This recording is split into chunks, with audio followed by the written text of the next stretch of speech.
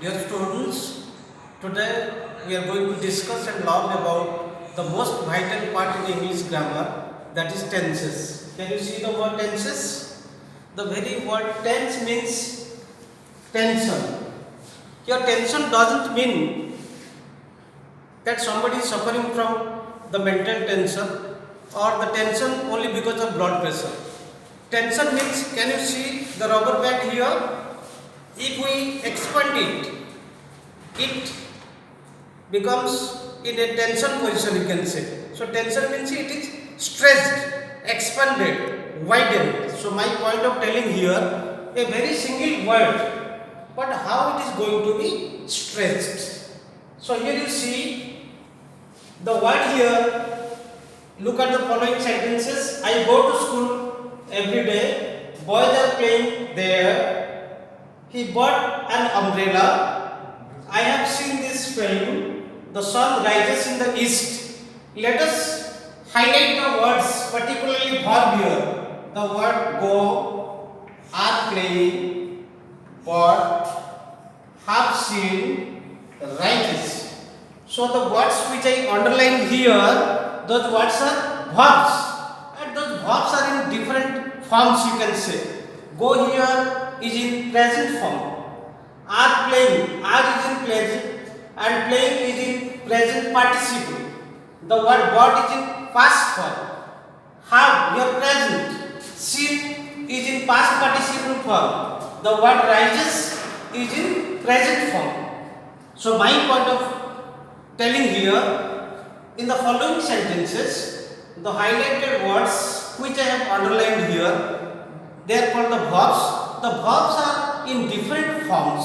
So my point of telling, the verb forms in the sentences above indicate the time at which the actions take place. So such verb forms are called tenses. So here we come to the conclusion, the very definition, the very catchy definition we can supply in favor of the word tense. That is, tense is simply a verb form that indicates a time relation. Tense is simply a verb form that indicates a time relation. So tense is simply a verb form. So let us come to know about the forms of the verbs. What is the forms of the verbs? Let us see now forms of the verbs. So mainly you can say in the English language, the parts of speech that is known as verb, those are basically four forms. What are they? Present form, past form, past participle form, and you can say present participle form. You see, I have supplied here 1, 2, 3, 4 verbs.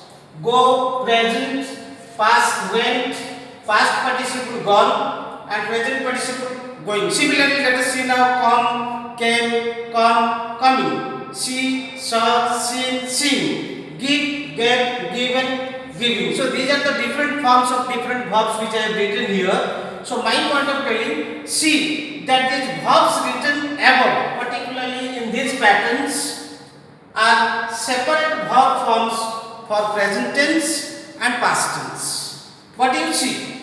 Let us take the example of go.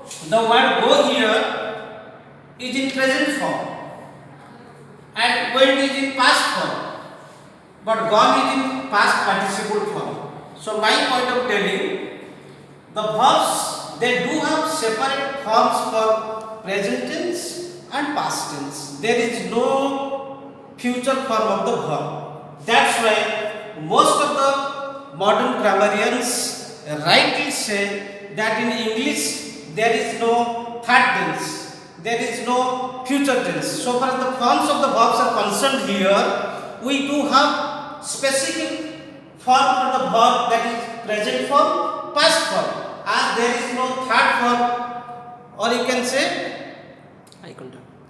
Eye contact.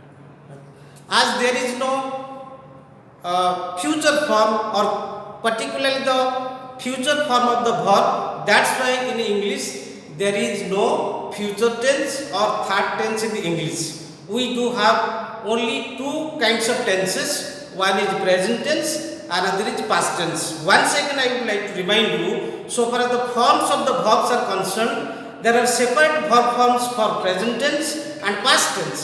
As there is no third form, particularly future form, that's why most modern grammarians they rightly say that there is no future tense or third tense in English.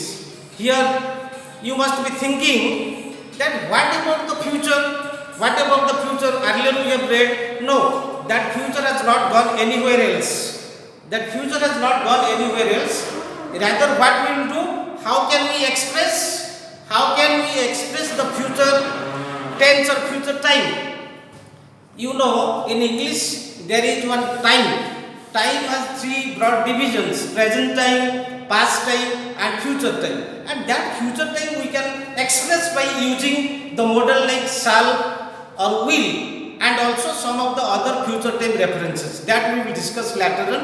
Let us come to know regarding the kinds of tenses. One is present tense, another is past tense, and you know here you see another thing is aspect.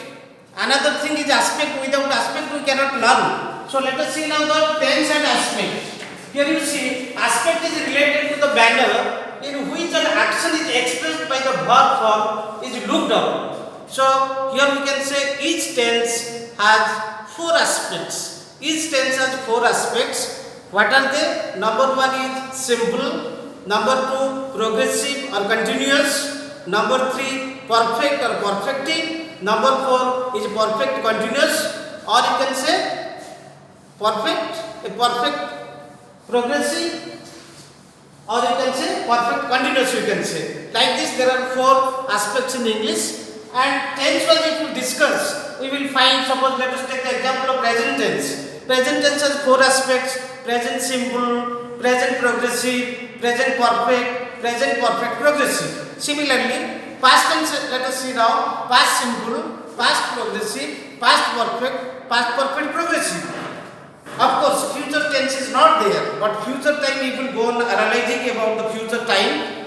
Future simple time is there, future progressive time is there, future perfect time is there, and future perfect progressive time is there. Let us discuss about the present tense now.